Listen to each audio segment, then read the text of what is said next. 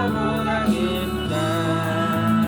너보다 주를 더 깊은 대로 저 한가운데 가보라.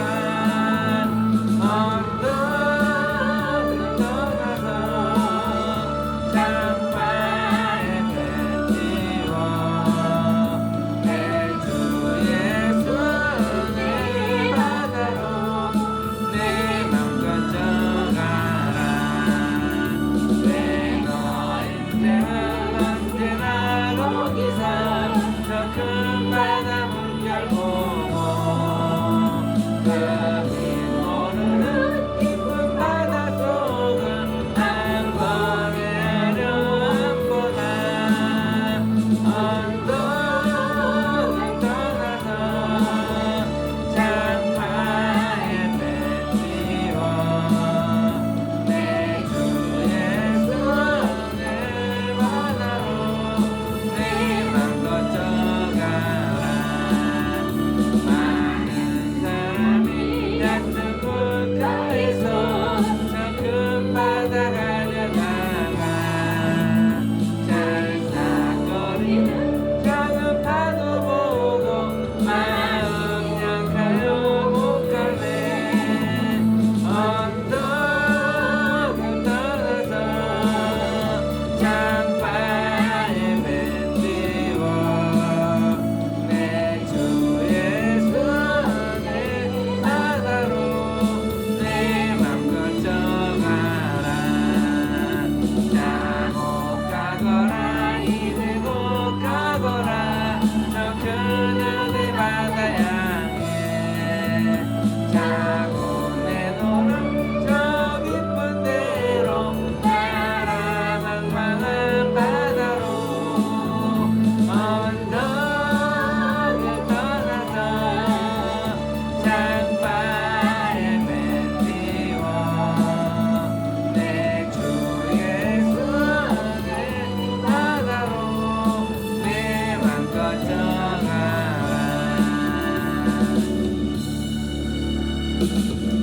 오늘 하나님의 말씀은 신약성경 누가복음 19장 28절 말씀부터 보겠습니다. 누가복음 19장 28절 말씀입니다. 오늘은 종려주일입니다. 예수님께서 예루살렘을 나귀를 타고 올라가신 종려주일입니다. 예수님은 예루살렘에 죽으러 올라가셨습니다. 그리고 이번 금요일 날 십자가에 못 박히시고 6시간 동안 매달려 계시다 죽으시고 다음 주일은 부활절입니다.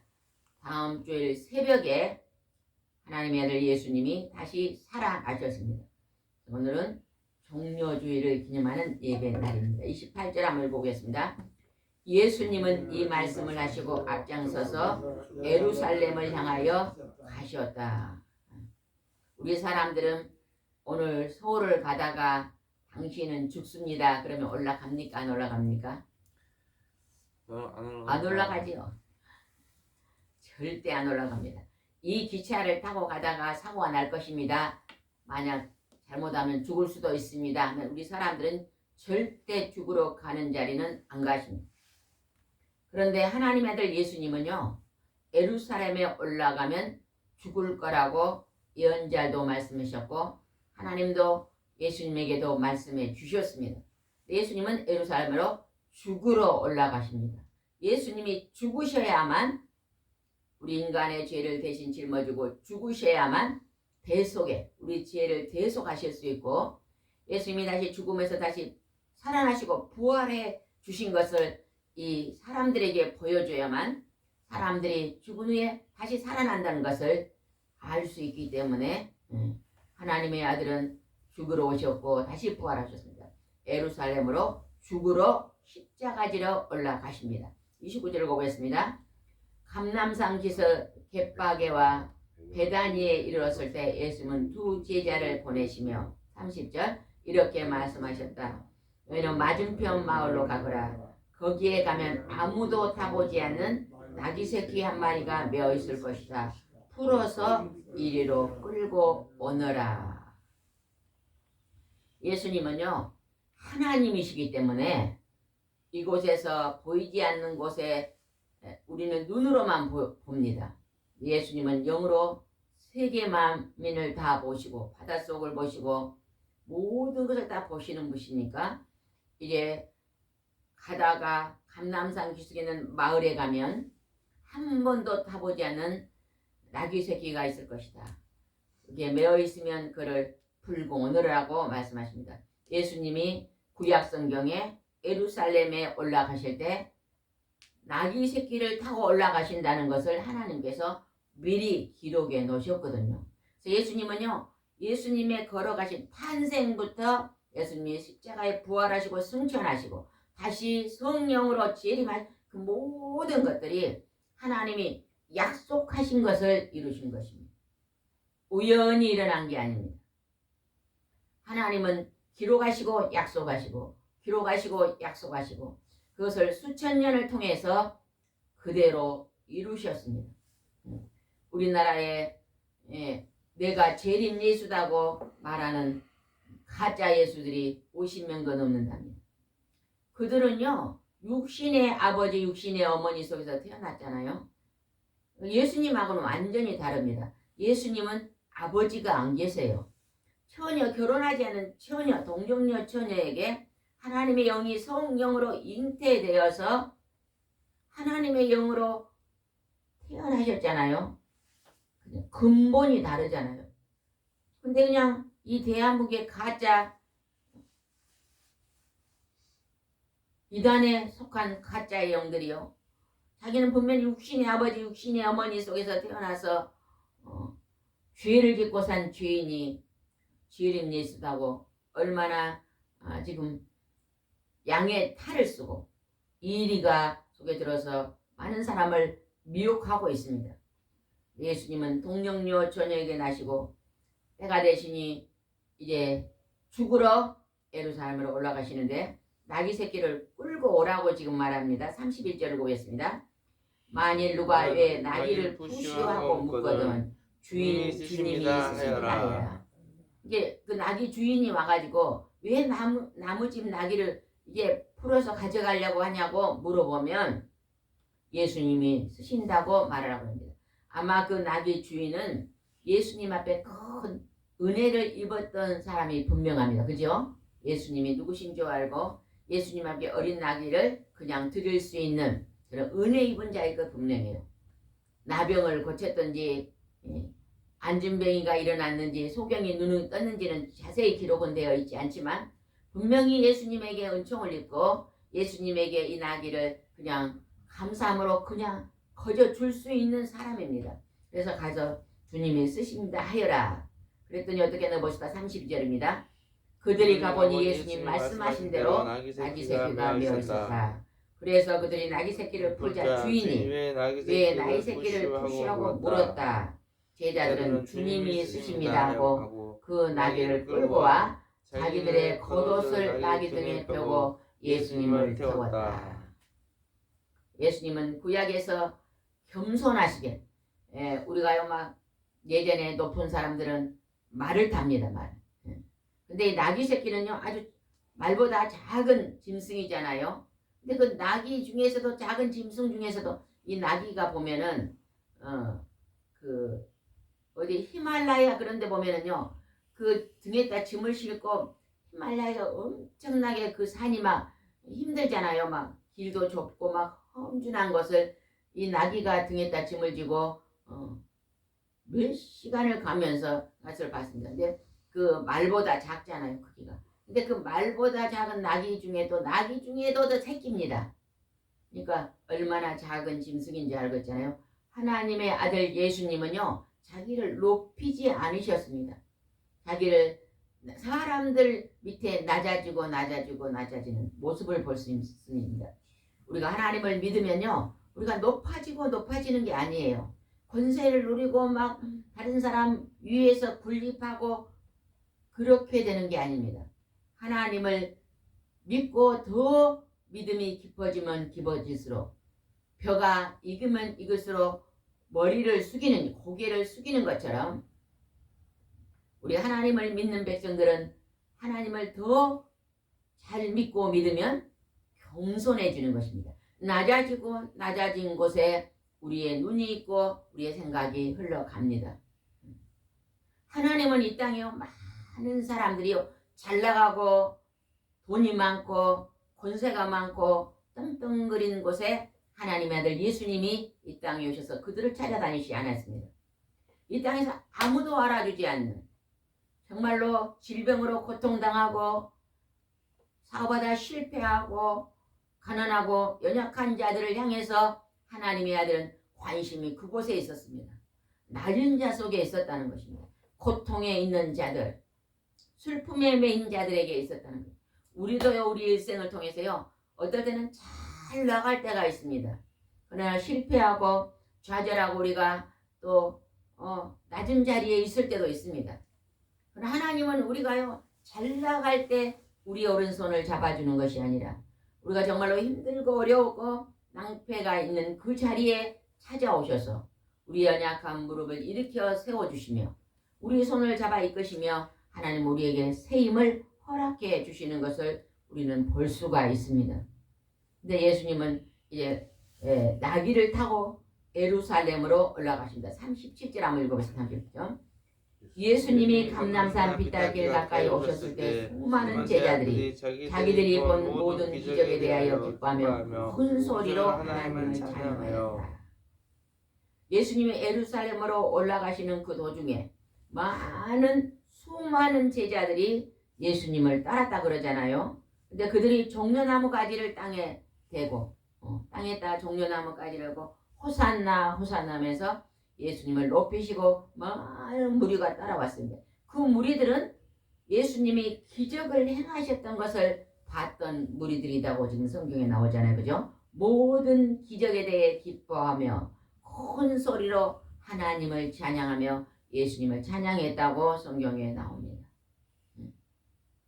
우리 일생을 통해서 우리의 삶 속에요, 오늘 우리가 살아 숨쉬고 있는 이것도 여러분요, 엄청난 기적입니다. 우리가 화요일부터 금요일까지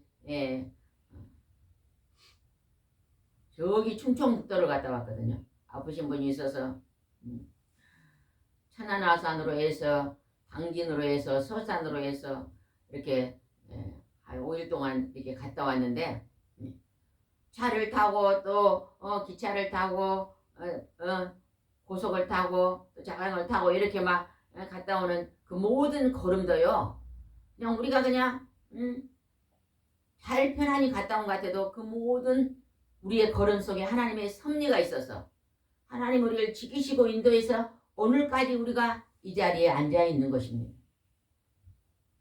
내가 비행기를 타고 외국에 몇 시간 동안 갔다가 또 오는 그 기간에도 그냥 우연히 갔다 온 것 같아도 하나님이 우리를 눈동자같이 지키시는 섭리 가운데 기적 같은 하나님의 보호하심 속에서 우리가 오늘 이 시간에 이 자리에 앉아 있는 것을 우리는 알 수가 있습니다. 제가 무화과를 10개를 사다 이제 심어놨는데요, 싹이 안 나더라고. 밖에 있는 무화과 싹이 안 나요. 안에서 한 달 동안 물을 주는 것은 전부 싹이 나는데 밖에 심어놓으면 안 나요. 근데 어제 비가 많이 왔잖아요. 그죠? 어제 비가 많이 와서 제가 아침에 새벽기도 끝나고 나가보니까요, 아이고 새싹이 이 새끼 손톱만큼 많이 나 있어요. 비가 딱 한 번 오니까 이렇게 새싹이 돋습니다. 어제도 신방하고 우리가 늦게 나갈 때는 비가 안 왔는데 저녁에 한 5, 6, 7시에 들어오니까 비가 막 쏟아지는 거예요. 그래서 버스를 타고 기다리고 있는데 어떤 시골의 할머니가 옆에 앉아가지고 가을에 비가 오고 이번에 비가 처음 이렇게 많이 온대요. 그래서 이 비가 막 농사 지는데 단비다 그러더라고요. 비가 안 와가지고 심어놓은 게 다 타고 잘 안 됐더라고요.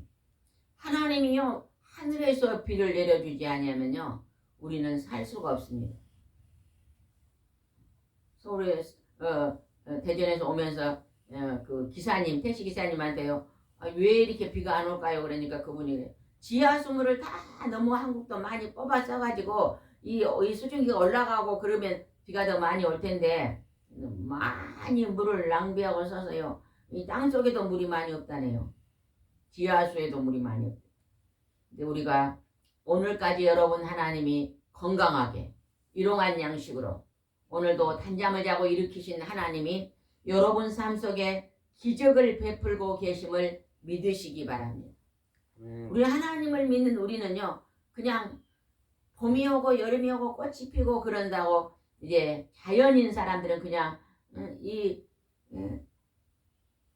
자연히 우연히 이런 일이 있겠지 하지만 우리 하나님 믿는 사람은 모든 것은 하나님의 돌보신 가운데 새벽부터 늦은 시간 하나님 인도할 시간에 기적 속에 우리를 붙잡고 계신 것을 우리는 알아야 될 줄 믿습니다. 38절 보겠습니다.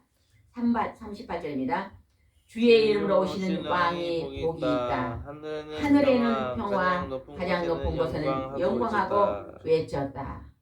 그러니까 오늘 이곳에 예수님이 예루살렘으로 이제 십자가지로 올라가실 때 많은 기적을 체험했던 무리들이 따랐는데 그들은요 예수님이 하나님이신 것을 알았어요. 왜 그랬을까요?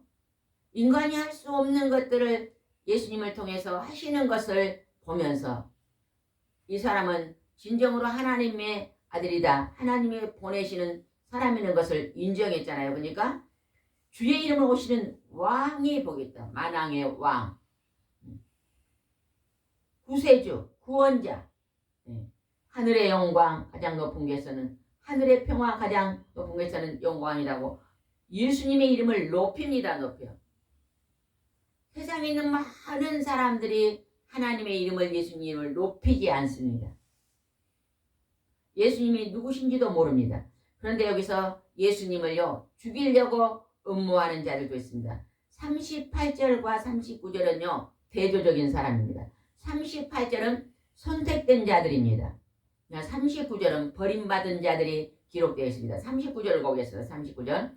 그러자 군중 가운데 끼어있던 몇몇 바리새파 사람들이 예수님께 선생님 당신의 제자들을 책망하십시오 하였다.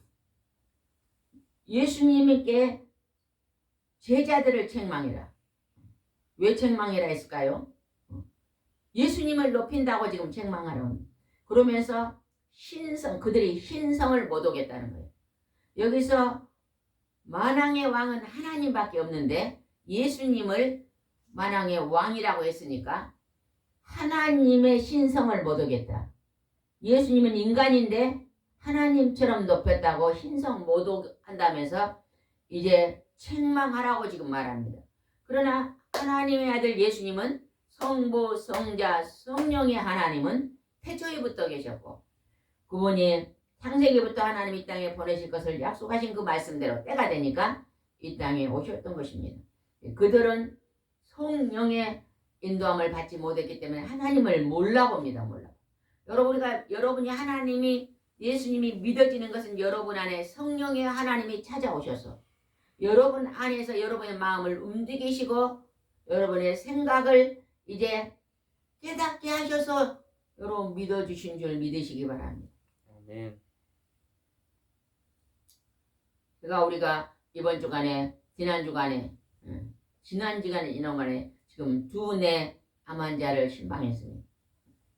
한 분은 너무 온몸이 전이가 돼가지고 이제 이번 주에 순전 성가라고 호스피스 변동으로 가십니다. 통증이 너무 많고 약도 토합니다. 아주 마지막 끝자락이어서 그분이요 큰 교회 작은 교회 찬양인도를 했다는데 너무 믿음이 좋으시더라. 믿음 생활을 그렇게 잘하신 분도 마지막에 질병을 통해서 천국을 준비하고 저는 천국이 있음을 이제 압니다.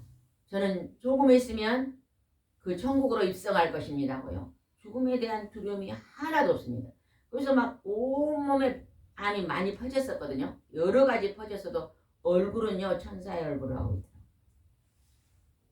또 하는 분도 지금 암이 3년 전에 왔는데 다시 재발이 돼가지고 또 힘든 분을 우리가 어제도 신방을 하고 왔는데 그렇게 우리가 언젠가는 우리가 이 세상에 태어나지만 언젠가는 한 번은 이 땅에서 죽습니다. 그러나 죽은 후에 천국이 준비된 자 예수님의 신랑으로 맡고 신부 단장한 자는 가장 복된 자입니다. 가장 복. 영원한 하나님이 창조한 형상으로 살 수 있는 장소로 들어가잖아요. 그러나 하나님과 그 아들 예수 그리스도와 성령님을 만나지 못하는 자들은 영벌에 들어갑니다. 영벌. 우상을 숭배하고 귀신을 섬기고 이 땅에서 하나님을 대적하고 오늘 바리새파 사람들처럼 예수님을 알아보지는 그 모든 자들에게 우리는 지금 복음을 전파해야 됩니다. 기쁜 소식을 오늘 듣지 못한 자, 아직 돌아오지 않는 그들에게요 복음을 전파해야 됩니다. 우리는 누구를 어디에서 만나든지 예수 믿고 천국 가자고 전도해야 될 줄 믿습니다. 40절을 보봅시다.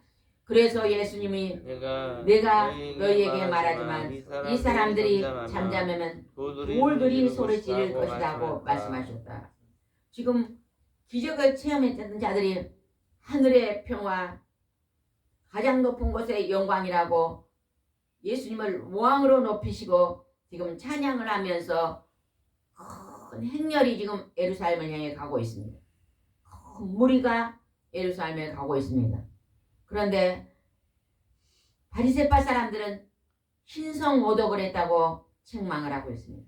예수님이 그 바리새파 사람들을 향해서 이 기적을 체험한 자들이 잠잠하면 땅에는 돌들이 소리칠 것이다. 이렇게 말했습니다. 여러분, 하나님이 돌에 우리에게 새겨주신 말씀이 10계명이 있습니다. 10계명. 여러분, 할 수만 있다면요 10계명을요 기독교 백화점에 가면 구할 수 있습니다. 그걸 사서 딱 집에 걸어놓고 10계명을 꼭 우선순위로 지키시기 바랍니다. 10가지 계명. 그것은 하나님 사랑, 이웃 사랑입니다. 저는요 오늘 아침에 기도하다가 내가 가장 아직도 부족한 게 뭘까 하고 기도하다가요 하나님이 요나를 생각나게 해요. 요나가 니느웨로 가라니까 다시스로 도망가다가 바닷속에 던짐을 받고 고래 뱃속에 들어가서 3일을 물고기 뱃속에서 고통을 당했거든요. 하나님이 그 물고기 뱃속에서 회개할 때 하나님이 바닷가에 토해내서 죽지 않고 살아나서 니느웨로 갔던 것이 요나입니다. 요나. 하나님께서 나 때문에 오늘 내 환경 속에 풍랑과 힘든 것과 괴로움과 슬픔이 있다고 하나님 주시는 거예요. 여러분이 때로는 가정에 풍랑이 오고 어려움이 오고 내 개인적으로 어려움이 오면요 우리는 이 어려움이 나 때문에 오라는 것을 잘 모릅니다. 내 남편 때문에 왔다, 내 아내 때문에 왔다, 내 친구 때문에 왔고 내 직장 동료 때문에 왔다고 그렇게 생각할 때가 너무 많습니다. 90%는 그렇게 생각합니다. 그러나 우리가 하나님 앞에 깊이 엎드려 기도하면, 기도에 전념하면 하나님의 목소리를 들을 수 있는데 내게 오는 그 모든 풍랑은 나 때문에 나 때문에 왔다는 것이 느껴집니다. 그래서 내가 오늘 우리 가정에 우리 교회에 우리 치유센터의 어려움과 풍랑은 내가 기도에 전념하지 못하고 내가 행했던 말과 행실로 왔구나 하는 것이 깨달아지더라고요. 그래서 얼마나 우리가 아무리 하나님 뜻대로 순종하고 살려고 해도 50%도 안 되는 미달을 살고 있구나 이런 것이 좀 느껴지더라고요. 우리는 더욱더 기도에 전념하여 우리의 생각과 우리의 말이 하나님께로부터 오는 하나님의 영감을 받고 계시를 받고 그 지혜를 얻어서 우리가 이 땅에서 순종의 삶을 살면 그 삶 속에서 평강이 있을 줄 믿습니다. 41절을 보겠습니다.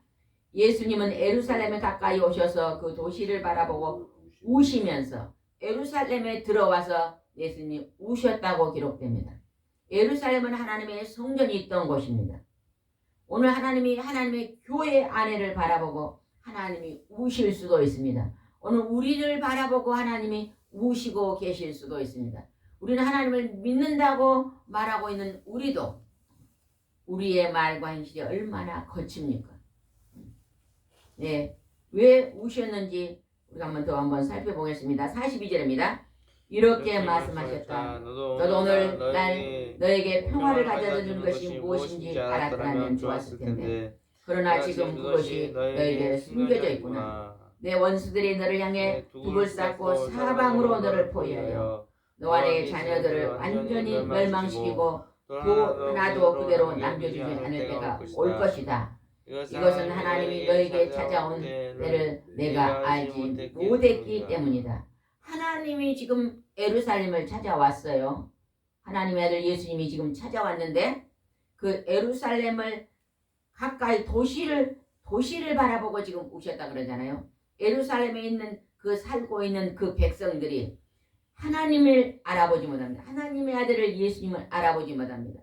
결국 예루살렘에서 예수님은 십자가에 매달려 죽으십니다. 많은 하나님을 알지 못한 백성들이 결박하고 머리에 가시관을 씌우고 양손에 못을 받고 다리에 못을 받고 옆구리에 차를 내지 철저하게 죽입니다. 예수님은요 그 예루살렘에 있는 그 도시에 있는 백성들을 향해 우시며 저들은 하나님을 알아보지 못했다고 탄식하고 있는 모습이 지금 기록되어 있습니다. 45절 읽어보겠습니다. 예수님은 성전에 들어가 장사하는 사람을 쫓아내시고 하나님의 예루살렘은 성전 안에서 장사하는 것. 하나님의 교회는 장사하는 조소가 아닙니다. 예전에 제가 어떤 분이 와서 10년, 20년 전에 어떤 분이 와서 간증한 걸 들어봤어요. 자기가 큰 교회를 다니는데요. 큰 교회 주위에는요. 시장이 있더라고 시장. 근데 시장에 있는 사람들이요. 굉장히 많이 자기 교회에 등록을 했다네요. 한 70% 정도는 시장 사람들이 바로 시장 옆에 그 도시에서 제일 큰 교회니까 다 등록을 했대요. 그래서 그 큰 교회는 그냥 수천 명이지 않냐 사람들이 막 5천 명 막 그러니까 그 사람들이 그 시장에 가서요.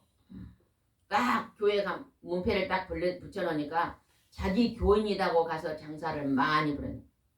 전도 가려고 예수 믿고 처음 저는 어느 교회 다닙니다고. 아이고 우리 교회 다니시네요. 이렇게 해서요 많이 그분들이요 장사를 도와준대요. 근데 주일날은 문을 열고 닫지 않는데요.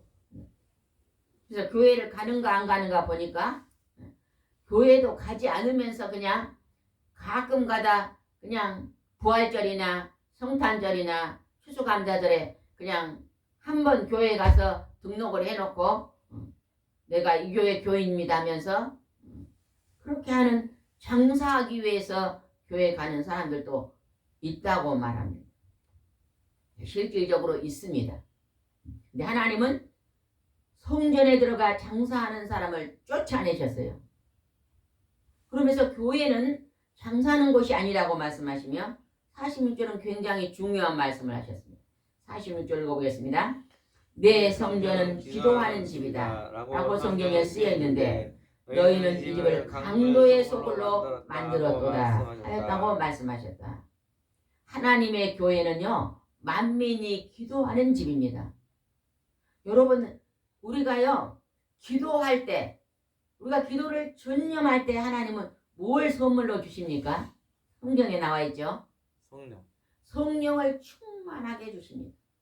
기도에 전념하면 성령을 충만하게 받습니다. 성령의 충만함을 받으면 그 성령님이 여러분 일생의 삶을 도우십니다. 하루하루 일을 도우십니다.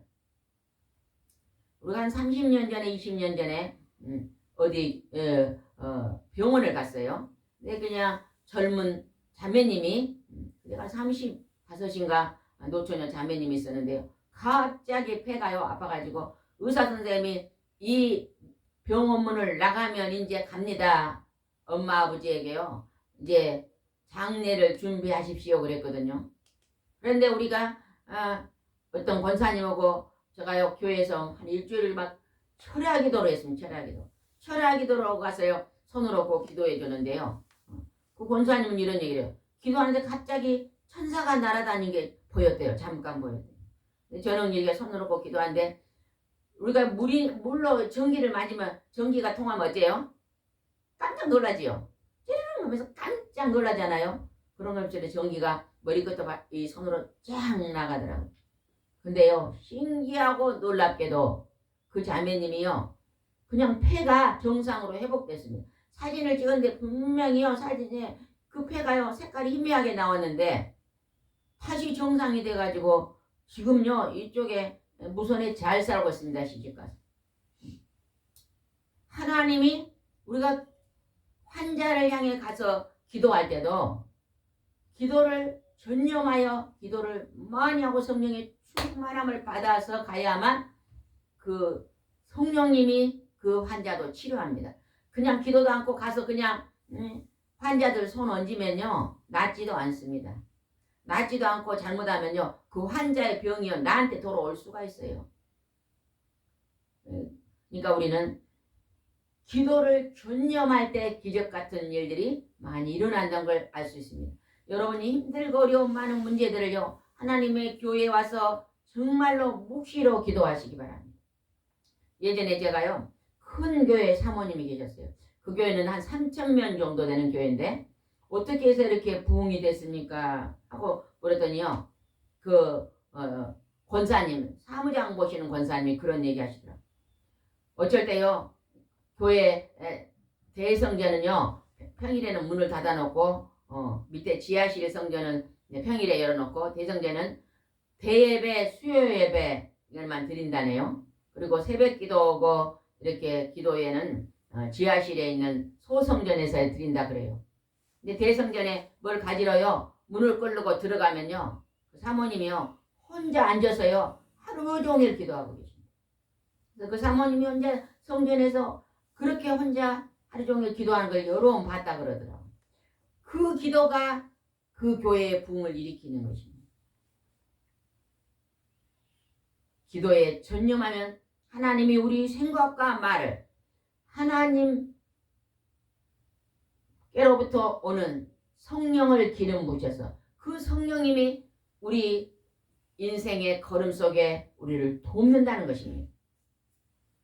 우리는 이런 하나님의 성경 교회가 기도하는 집인 것을 잃어서는 안 될 것입니다. 장사하는 소굴로, 강도의 소굴로 만들었다고 지금 책망하고 계시잖아요. 47절입니다. 예수님이 날마다 성전에서 가르치자 대제사장들과 율법학자들과 백성들의 지도자들이 예수님을 죽이려고 하였다. 율법학자들이, 대제사장들이 예수님을 알아보지 못합니다. 그들은 기도에 전념하는 것이 아니라 오늘 강도에서 목사가 높이 되고 대접을 받으니까 오늘날에도 목사님들이 강도의 소굴처럼 넘어져 있는 목사님들이 계시잖아요. 욕심이 많은 목사들, 칭찬받기를 좋아하는 사역자들, 쾌락의 종들, 음심을 당하고 좋은 것을 많이 탐하는 하나님의 일꾼들, 하나님의 사명자들, 다 강도의 소굴입니다. 우리는 세상에서는요, 높이 되고 높이 되고 높이 되지만 하나님의 말씀의 법에서는 너희들이 낮아지고 낮아지고 낮아지고 겸손하고 또 겸손하고 또 겸손하라고 말씀하십니다. 내가 사장님이 됐어도요, 종업원들한테요, 겸손함으로 그들을 잘 공개하면 그 회사는 크게 성장합니다. 나는 사장이라고 목에 기부스를 하고 이 밑에 직원들을요, 함부로 대하면요, 그 직원들이 다 빠져나가고 망하게 되는 것입니다. 나라도 대통령이 백성은 나의 주인이라 생각하고 백성들을 잘 살피면 그 나라는 부강하게 되는 것입니다. 그러나 대통령이 목에 기부스를 하고 교만과 무리함을 보는 사울왕같이 나온다면요, 하나님의 책망이 있는 것입니다. 우리는 하나님을 믿는 백성은 언제나 하나님의 아들인 하나님이 이 땅에 낮은 자세로 와서 우리 인간 밑으로 내려왔던 것처럼 우리도 다른 사람을 높이고 다른 사람 밑에 겸손한 자세로 다른 사람을 섬긴다면 이 땅의 삶이 풍요롭고 평안하고 평강하며 아름다움이 열릴 줄 믿습니다. 48절 읽고 이제 마치겠습니다. 48절입니다. 그러나 모든 백성이 예수님의 말씀을 열심히 듣고 있었기 때문에 그들은 어떻게 알 수가 없었다. 예루살렘에 예수님이 올라가시는 그날 예수님의 십자가에 달리신 건 아니시잖아요. 거기에 딸렸던 기적을 재는 많은 백성들이 이제 예수님을 보호한 걸 볼 수 있습니다.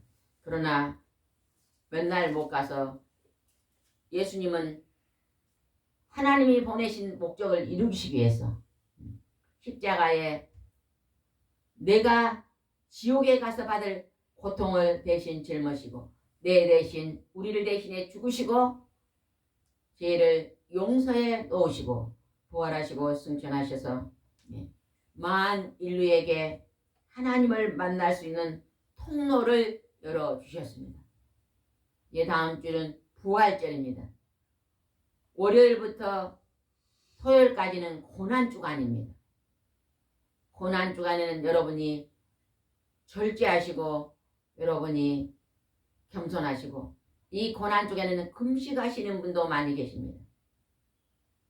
오락을 즐기고 이 고난주간에 우리가 향락을 즐기는 모든 것들을 내려놓고 겸허하게 우리가 묵상하고 깊은 기도에 전념하고 18일날 금요일날 예수님이 십자가에 죽으신 그 고난의 성금요일을 우리가 또 기념하고 다음 주에 부활절날 또 부활하신 예수님을 이제 영접하는 기념 예배를 드리며 우리는 영원한 천국을 준비하면서 살아가야 될 줄 믿습니다. 세상 사람의 대전에서 택시를 타는데 기사님이 그러시더라고요. 대전은 요즘 경기가 어떻습니까? 정말로 막막합니다. 그러더라고요. 정말 너무너무요. 이렇게 경기가 침체된 것이 참 피부로 느껴집니다. 그러더라고요. 대전은 인구가 얼마나 되냐니까 한 150만 명이다 그래요. 상당히 크더라고요. 지금 세계적으로 지금 너무너무 힘들잖아요. 이게 계시록에가 기록되어 있습니다. 종말의 때는 그렇게 될 것이라고 하나님이 기록해 놓으셨습니다. 종말에는 사람들이 자기를 사랑하고 돈을 사랑하고 부모를 거역하고 쾌락을 좋아하며 이웃에게 악을 행하는 그런 것이 팽배했을 때 하나님이 종말의 때가 온다고 기록했습니다. 마지막엔 하나님이 불로 심판할 것이다. 그러나 준비되어 깨어있는 자들 그들은 그 저주에서 구원을 받을 것이라고 약속하고 있습니다. 여러분 하나님이 남겨두신 그 그루터기가 반드시 되시기 바랍니다. 여러분 이 땅에서 우리가 조금 못 먹고 못 입고 산다 할지라도 구원의 반열에는 반드시 믿음으로 들어가시기 바랍니다. 인생은 내 시작은 미하겠으나 내 나중에 창대하는 역사 이 지구에서는 내가 고통을 받았지만 이 지구가 끝난 그 다음 나라에서는 창대한 복을 받는 천국의 백성이 되시기를 바랍니다. 기도드리겠습니다. 좋으신 하나님 아버지 오늘도 귀하고 존귀한 하나님께서 주신 새날 이제 종료 주일입니다. 하나님 오늘 많은 백성들이 농촌에서 어촌에서 산촌에서 도시에서 선교지에서 또한 믿지 않는 공산주의에서 지하에서 하나님 오늘 경하게 예배드리는 하나님의 만만의 천천의 무리들이 있습니다. 그들을 오늘 지극히 사랑하시고 규별되게 세우셔서 종말의 때 그들을 눈동자같이 보호해 주셨다가 하나님께서 영원한 천국으로 그들을 초대할 것입니다. 하나님 아직도 하나님을 알지 못했던 하나님의 소식을 듣지 못한 백성들을 향해서 믿는 자들이 깊은 소식을 전하는 열심히 믿는 작은 일에 충성하는 일꾼들이 차고 넘칠 수 있도록 축복해 주시옵소서. 오늘도 함께 하시고 인도할 줄 믿사옵고 예수님의 이름으로 기도드리옵나이다. 아멘.